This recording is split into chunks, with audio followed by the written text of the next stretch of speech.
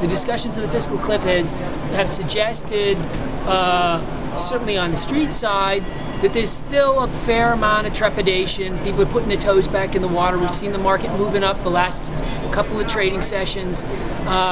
Timothy Geithner has come out and says that he sees a resolution for the fiscal cliff issues over the next possibly a matter of weeks. There's 50 pay down so far. They're looking at another multi-billion-dollar pay down. Is it feasible? I frankly can't say, but I know that the overall economy, and I know this both from my gut and from experience, the overall economy can't handle it. This debt would not exist if it wasn't plausible that this debt could be repaid.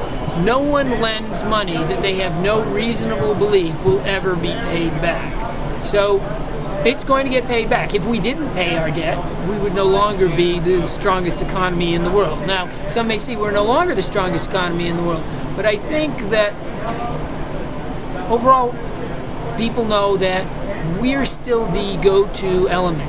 In fact, the dollar, which has the only competition the dollar has right now, is the euro. And the dollar is held by one country. A number of other countries utilize us, they're pegged to us, and Hong Kong's still pegged to us.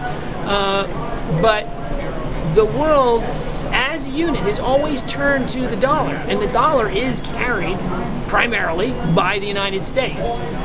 Whereas the euro is carried by all of Europe. Now, some may say it's mostly just Germany and a few other nations that are holding things together. But in fact, it's carried by a consortium of countries, and that's the other point of concern. Greece, Spain, Italy. You know, Greece is looking for another tranche. It really looks like another tranche is going to be granted Greece. It looks like Greece is cooperating.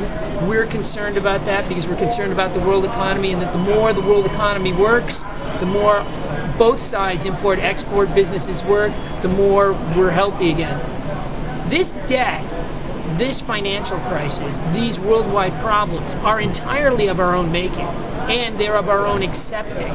If we simply no longer accepted them by doing write-downs, or if we accept them by paying them off, it nets out the same.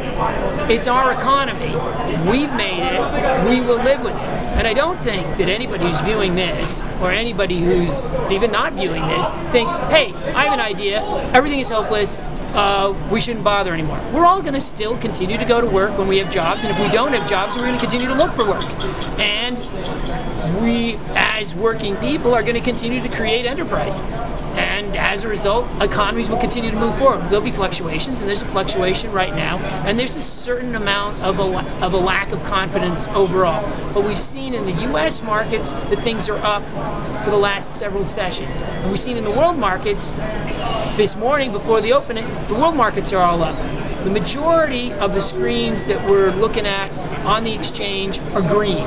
And I'm expecting after Black Friday, which is our big retail day, that we're going to see some up figures. Now, it's probably not going to be great. It's not going to be the same as it was a year ago. It's not going to be the same as it was 8 years ago.